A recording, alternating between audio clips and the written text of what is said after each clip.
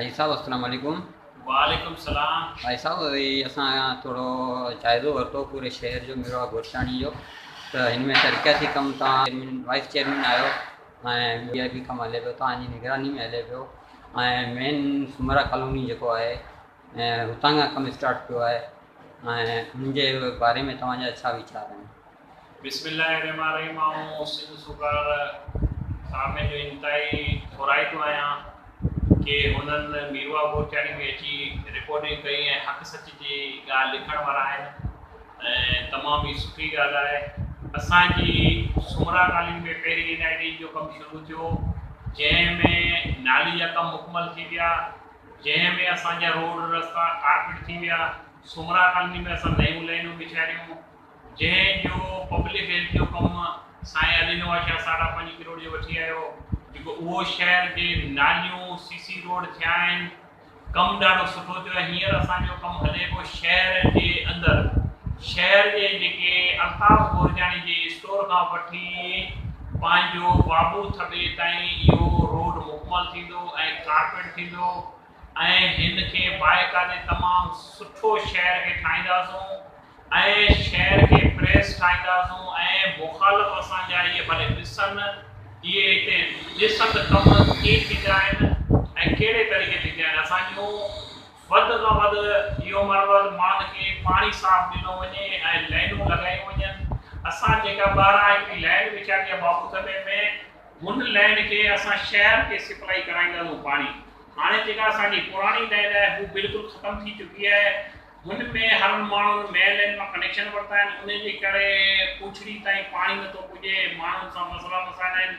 हाणे उन मसइलनि खे ख़तमु करण जे लाइ असां हिकिड़ी नई लाइन विछारी आहे जेका इंशाअल्लाह जल्दी सां जल्दी जो कमु मुकमल थियण वारो आहे ऐं हू शहर खे हाणे कनेक्शन ॾींदासीं जेके शहर मंझि पाणी हलंदो। ॿिया जेके असांजा कमु हली रहिया आहिनि, बाराड़ी में असांजा CC रोडनि जा कमु हली रहिया आहिनि, कुझु अहिड़ा इलाइक़नि जिते असां पाणी ॾिनो आहे।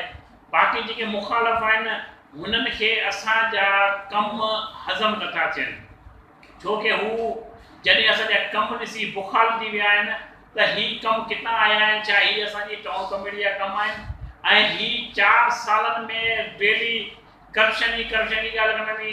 हीअ ॿई काउंसलर ट्रेडी रोड ते घुमण पिया ठला, हिननि खे का शइ जी सिर बि वठी कोन आया आहिनि। हीअ किथे सिर वठी ॼणा हुननि खे जेका सलाम करियां त शहर जे मफ़ाद लाइ कंदा, हीअ डेली करप्शन जी ॻाल्हि कनि था।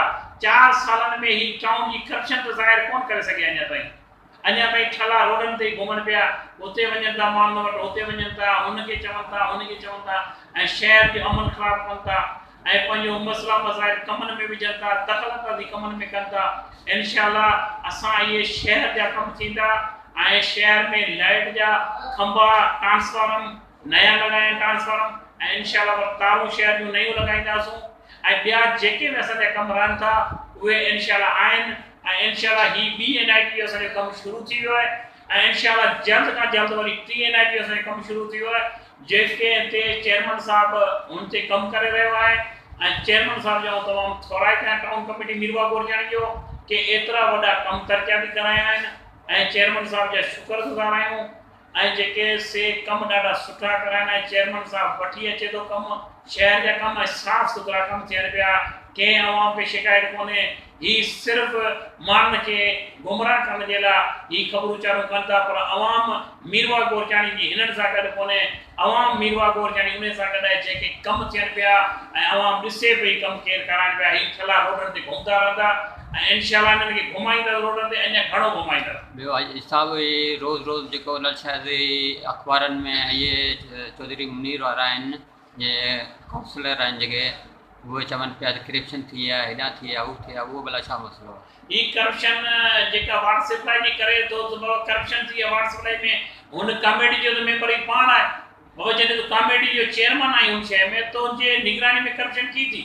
हू त असां इंक्वायरी कराई आहे जेका तुंहिंजी आहे, हू कमेटी जो चेयरमैन आहे, तुंहिंजे मथां इंक्वायरी कराई आहे त हू की पंहिंजो खाटी थी ऐं हुनजा पैसा केॾां विया ऐं हुनजो चेयरमैन तूं आई कमेटी जो, तुंहिंजे हूंदे करप्शन की थी?